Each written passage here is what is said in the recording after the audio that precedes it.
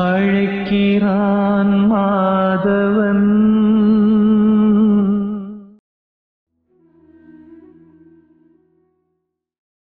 எல்லோருக்கும் வணக்கம்.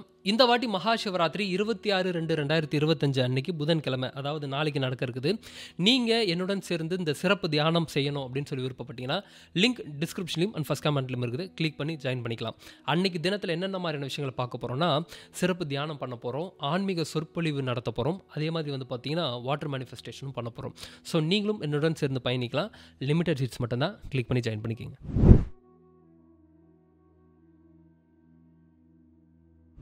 ஸோ இன்றைக்கி எந்த விஷயத்தை பற்றி பேச போகிறோம் அப்படின்னா, யாராவது உங்ககிட்ட வந்து ஒரு விஷயத்த சொல்லும்போது நீங்கள் நல்லா கவனித்து பாருங்கள்.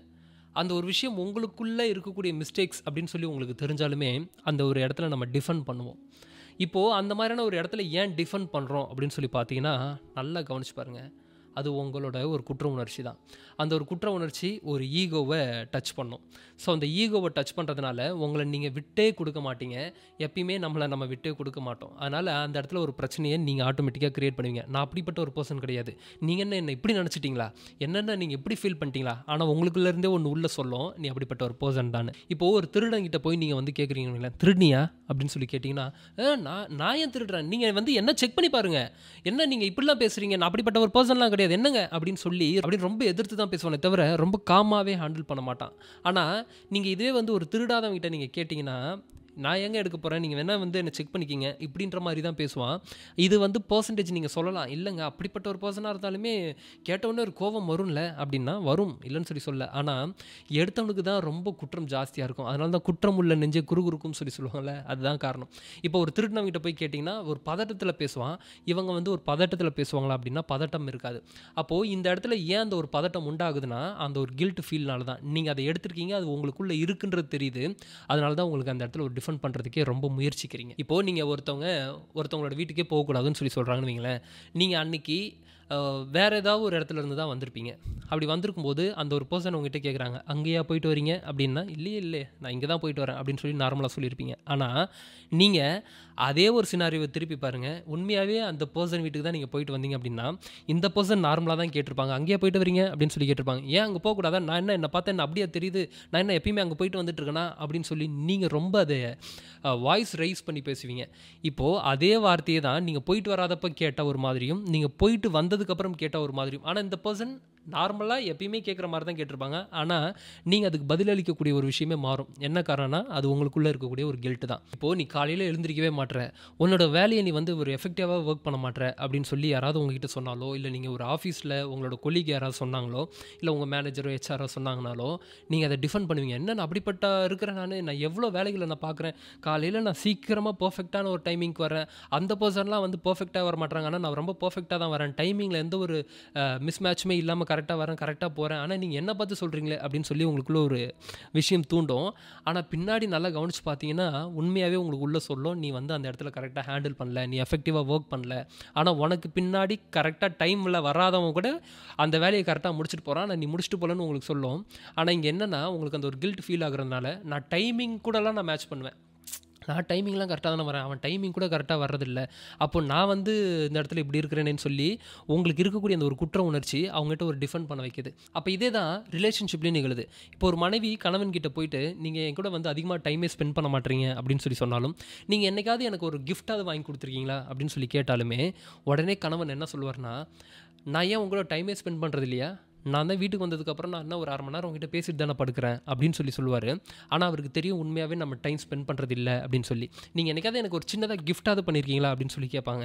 ஏன்னா வந்து உனக்கு கிஃப்ட் பண்ணக்கூடிய நிலைமையிலையாக இருக்கேன், நான் வரக்கூடிய டைம் என்ன, நான் போகக்கூடிய டைம் என்ன, எனக்கு ஒர்க் ப்ரெஷர் எவ்வளோ இருக்குது அப்படின்னு சொல்லி அதிகமாக அந்த ஒரு விஷயத்துலேயே தான் கான்சன்ட்ரேட் பண்ணிட்டு இருப்பார். இப்போ மனைவி நீங்கள் வந்து அட்லீஸ்ட் ஒரு 2 மினிட்ஸாவது என்கிட்ட அன்றைக்கி சொல்லியிருக்கலாம்ல, கூப்பிட்டு இந்த மாதிரி தான் நடந்துச்சு அப்படின்னு சொல்லியிருக்கலாம்ல அப்படின்னு சொல்லி சொன்னால், இங்கே 2 மினிட்ஸ் ஒதுக்குறதுக்கு எனக்கு எங்கே டைம் இருக்குது, காலையில் ஆஃபீஸ்க்குள்ள ஒரு 6 மணிக்கு உள்ள உள்ளே போனேன்னா திரும்ப எனக்கு வெளியே வர்றதுக்கே ஒரு 9 மணி ஆகுது, டோட்டலாக ஃபுல்லாக ஒர்க்கு தான், என்னால் இந்த விஷயத்தில் என்னால் பண்ண முடியாது அப்படின்னு சொல்லுவார். ஆனால் அவருக்கு நல்லா தெரியும் அழகாக ஒரு 2 மினிட்ஸ் ஒதுக்க முடியும் அப்படின்றது. இங்கே ஏன் இது டிஃபெண்ட் பண்ணுது அப்படின்னா அவங்களுக்குள்ளே இருக்கக்கூடிய அந்த ஒரு குற்ற உணர்ச்சி தான். இப்போது அதனால தான் நான் எப்பயுமே என்ன சொல்லுவேன்னா, ஒரு விஷயம் நீங்கள் டிஃபெண்ட் பண்ணுறீங்க அப்படின்னா உங்களுக்குள்ளே நீங்கள் கவனிச்சு பாருங்கள், உண்மையாக அந்த ஒரு விஷயம் உங்களுக்குள்ளே இருக்கும், அது ப்ராப்ளமாக இருக்கும். அதை நினச்சி நீங்கள் கவலை பண்ணணுன்ற அவசியம் இல்லை, அதை மாற்ற முடியும். இப்போது உங்களை யாராவது ஒருத்தவங்க குறை சொல்கிறாங்கன்னு வைங்களேன், நீங்கள் குறை சொன்ன உடனே என்ன ஃபீல் பண்ணுவீங்கன்னா, நான் இப்படிப்பட்ட ஒரு பர்சன்றது எனக்கு தெரியும், இருந்தாலும் அவங்ககிட்ட நான் விட்டு கொடுக்கக்கூடாதுன்றதுக்காக இந்த இடத்துல ஒரு சப்போர்ட்டை தேட ஆரம்பிக்கும் மனம்.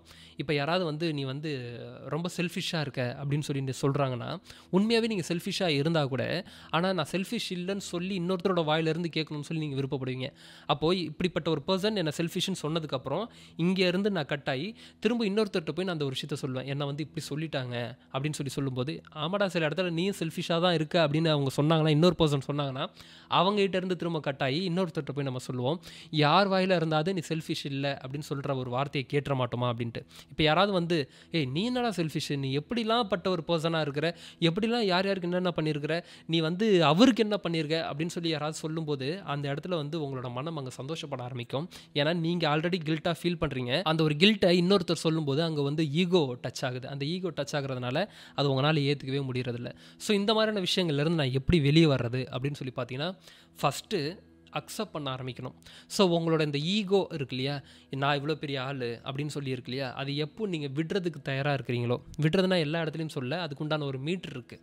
ஆனால் இந்த ஒரு விஷயத்தை பேஸை மாற்றாமல் இங்கே எல்லாத்தையும் மாற்ற முடியுமானா மாற்றவே முடியாது. அதை நான் கிளாஸில் கூட சொல்லுவேன், நீங்கள் பேஸை சேஞ்ச் பண்ணணும். ஃபஸ்ட்டு பேஸ்மெண்ட்டே வீக்காக இருக்கணும் போது நான் பில்டிங் இதுக்கப்புறம் ஏற்றல எப்படியா இருந்தாலும் ஒரு இடத்துக்கு மேலே இடிச்சு தான் உள்ள போகுது. அப்போ பேஸை ஸ்ட்ராங் பண்ணிவிட்டு அதுக்கப்புறம் நீங்கள் கொஞ்சம் கொஞ்சமாக நீங்கள் ஏற்றுனீங்கன்னா நீங்கள் அப்படியே பில்ட் பண்ணிட்டு போயிட்டே இருக்கலாம். பட் பேஸே ஸ்ட்ராங்காக இல்லை அப்படின்னும் போது என்ன பண்ண முடியும்? அப்போது அடிப்படையில் இருக்கக்கூடிய விஷயங்களை மாற்றணும். என்ன, நான் இவ்வளோ பெரிய ஆள் இல்லை, நான் ஃபஸ்ட்டு மிஸ்டேக்ஸை நான் அக்செப்ட் பண்ணுறேன்னு சொல்லி ஃபஸ்ட்டு மிஸ்டேக்ஸை அக்செப்ட் பண்ண ஆரம்பிக்கணும். இப்போது நீங்கள் அறிஞர் அண்ணாவை எடுத்துக்கங்க.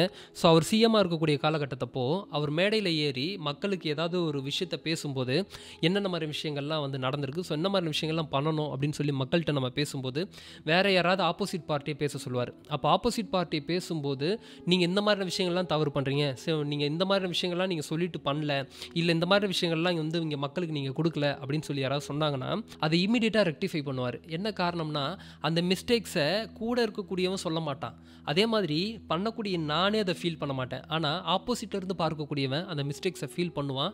அந்த ஒரு மிஸ்டேக்ஸ் அவங்ககிட்ட இருந்து தான் நான் எடுத்துக்க முடியுன்றதுனால ஆப்போசிட் பார்ட்டியை பேச சொல்லி என்ன மாதிரியான மிஸ்டேக்ஸ்லாம் இருக்கோ அதை கிளியர் பண்ணணும்னு சொல்லி நினைப்பார்.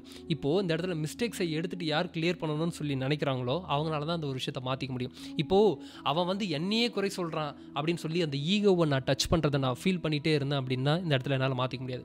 அப்போ என்ன முக்கியம் அப்படின்னா இந்த நான் அப்படின்னு சொல்லக்கூடிய இந்த ஒரு ஈகோவை நீங்கள் விடணும். அதே மாதிரி அக்செப்ட் பண்ண ஆரம்பிக்கணும். இந்த ஈகோ விட்டுட்டிங்கனாலே ஆட்டோமேட்டிக்காக அதை அக்செப்ட் பண்ண ஆரம்பிச்சிருவீங்க.